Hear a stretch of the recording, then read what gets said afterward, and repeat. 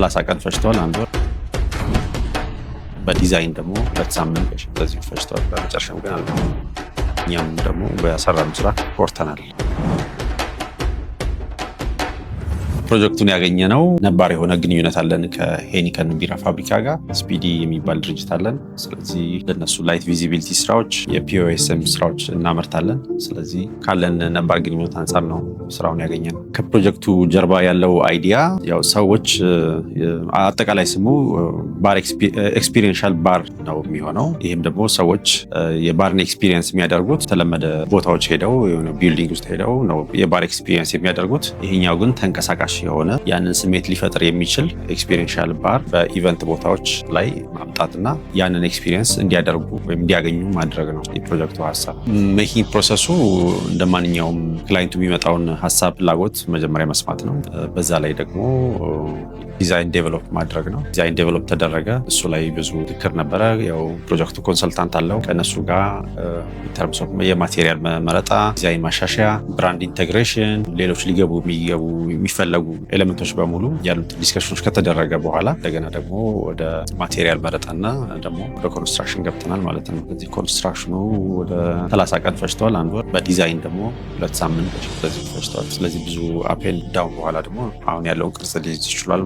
ስለዚህ የክላይንቱን ፍላጎት ከሰማን በኋላ ፓንዳ የሚባል ድርጅት አለን፣ እህት ኩባንያ የስፒዲ። የፕሮጀክቱ ባለቤት ስፒዲ ቢሆንም ፓንዳ ደግሞ እህት ኩባንያው ነው። ኢንቴሪየር ዲዛይኖች ላይ፣ ቡስ ዲዛይኖች ላይ ይሰራል። ስለዚህ ዲዛይኑን እሱ ቴክ ኦቨር እንዲያደርግ አድርገን ኮንስትራክሽኑ ደግሞ ስፒዲ እንዲሰራ አድርገናል ማለት ነው። ስትራክቸሩ 5 የመግቢያ በሮች አሉት። እሱም ከሀረር የሂስቶሪካል 5 በሮችን ኢንስፓየር ሆነን የሰራ ነው። በውስጡም የባር ኤሪያ ሰዎች ቁጭ ብለው የሚጠጡበት የሚዝናኑበት ቦታ፣ እንዲሁም ደግሞ የላውንጅ ስፔስ ሰዎች ኢንተራክት የሚያደርጉበት ቦታ። ከሱ ውጭ ደግሞ የብራንዱ ቪዚቢሊቲ ለመጨመር የቢራ ራክ አለ። እሱ ጋር በደንብ ቪዚቢሊቲውን የሚጨምር የቢራውን በደንብ ማስታወቅ የሚችል ነው። በተቃራኒ ሳይድ ደግሞ የሰዎችን ኢንጌጅመንት እንዲጨምር የፎቶ ቡዝ ሴታፕ አዘጋጅተናል። ቦታው በደንብ ኢንተራክቲቭ እንዲሆን በደንብ ሰዎች የሚገናኙበት ኤክስፔሪንስ የሚያደርጉበት ማይረሳ አይነት ስፔስ ለመፍጠር ነው የሞከርነው። ፕሮጀክቱ ዋና ሀሳብ የሀረር ቢራን እና የሀረርን ሄሪቴጅ ኮኔክት ማድረግ የሚችል ኢመርሲቭ የሆነ የባር ብራንዲንግ ኤክስፔሪንስ ወይም ደግሞ የፓቪሊዮን መስራት ነው። ፓቪሊዮንም ውስጥ ከስትራክቸር ወይም ከቡዝ በላይ ውስጥ ላይ ሰዎች ኢንተራክት የሚያደርጉበት በውስጡ የሚያልፉበት ማይረሳ አይነት ስፔስ መፍጠር ነው ዋናው ሀሳብ። ሰው ፕሮጀክቱን እንደተቀበልን መጀመሪያ ያደረግነው ነገር ስለ ብራንዱ ምንድነው ማስተላለፍ የሚችለው፣ እንዴት ሀረርን ኤክስፕረስ ልናደርገው እንችላለን፣ እንዴት በዲዛይን ቋንቋ በዲዛይን ላንጉጅ እንዴት እሱን መግለጽ እንችላለን ወደሚለው ሪሰርች ነው የገባ ነው። እሱ ላይ ያገኘናቸው ነገሮች አንደኛ በጣም አይኮኒክ የሆነውን የሀረር ግንብን ወደ ዲዛይን ላንጉጅ ቀይረን ወደ 3D ኤለመንት ተቀይሮ ውስጡ ስፔስ እንዴት መፍጠር እንችላለን የሚለው ነው። እሱን ወደ ዲዛይን ላንጉጅ ቀይር ነው። በውስጡ 5 በሮች እንዲኖር አደረግን። እሱም ሲምቦሊክ ሆነ የሀረርን የሂስቶሪካል በሮች እንዲገልጹ አደረግን። በውስጡም ደግሞ የተለያዩ አይነት የስፔስ ፋንክሽኖችን የተለያዩ አይነት ፋንክሽኖችን ኢንተግሬት ለማድረግ ነው የሞከርነው።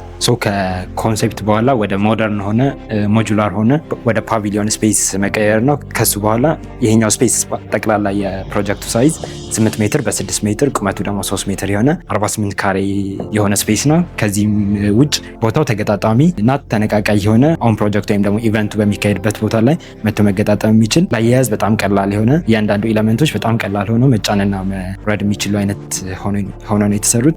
ከኮንስትራክሽን ወይም ደግሞ ከፊዚቢሊቲ አንጻር ስናወራ ስቴጅ ላይ ለ8 የሚከፈሉ ስቴጆች ናቸው። ስቴጁ 40 በ40 RHS ዲቴይሎች በአንዱ በኩል በ60 ሴንቲሜትር ስፔሲንግ የተቀመጠ በሌላኛው ሳይድ ደግሞ 80 ሴንቲሜትር ስፔሲንግ የተቀመጠ ፍሎሪንግ ነው የተጠቀምነው። ፍሎሪንጉም ከፍና ዝቅ ማለት እንዲችል እንደየቦታው ማስቀመጥ እንድንችል ተደርጎ የተሰራ ነው። የሞጁላር የግድግዳ ዲቴይሎቻችን ከአሉሚኒየም ሺት እና ውስጣቸውን ደግሞ ኤል ፕሮፋይል ካለው አሉሚኒየም ፕሮፋይል የተሰራ ነው። የላይቲንግ ዲቴይል ላይ ኒዮን ላይቶች እና ኤልኢዲ ላይቶች እንደ ፐሪፌሪያል ስፔሱን ሃይላይት እንዲያደርጉልን ተጠቅመናቸዋል።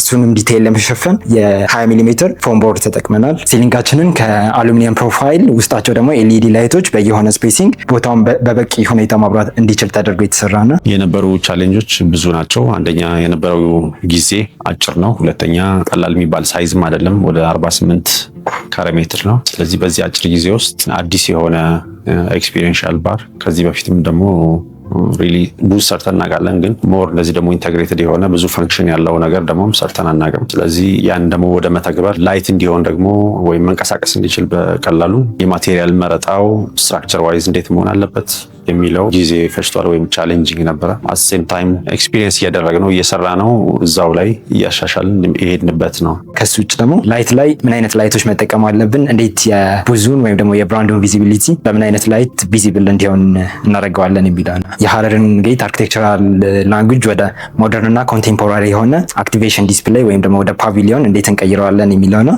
እሱም ተሳክቶልናል ብዬ አስባለን። ዲዛይን እና ኮንስትራክሽን ላይ ወይም ፋብሪኬሽን ላይ ትልቁ ቻሌንጅ የነበረው የማቴሪያል ኢንጂነሪንግ እና ስትራክቸራሊ ፊዚብል የሆነ ስቲል ደግሞ ሞጁላር የሆነ መንቀሳቀስ የሚችል ቤት መስራት እንዴት እንችላለን፣ ወይም ደግሞ ያን የመሰለ ፓቪሊዮን መቆምም እንዲችል ስቲል ደግሞ በጣም ላይት ዌይት ሆኖ መንቀሳቀስ እንዲችል ማድረጉ ትልቅ ቻሌንጅ ነበረ። ሌላው ትልቁ ቻሌንጅ የነበረው ጊዜ ነበረ። በጣም በአጭር ጊዜ ውስጥ ዲዛይኑ ከኮንሴፕት ወደ ፋይናል ዲዛይን ተቀይሮ ስቲል ደግሞ በነበረን በአንድ ወር ውስጥ ፋብሪኬሽኑን ጨርሰን ኢቨንቱ ላይ ስታንድ ማድረጉ ትልቅ ቻሌንጅ ነበር። የክላይንቱ ሪስፖንስ ክላይንቱ ወዶታል፣ ጥሩ ሪስፖንስ ነው ያለው። እኛም ደግሞ በሰራነው ስራ ኮርተናል። በመጨረሻም ግን አልቋል።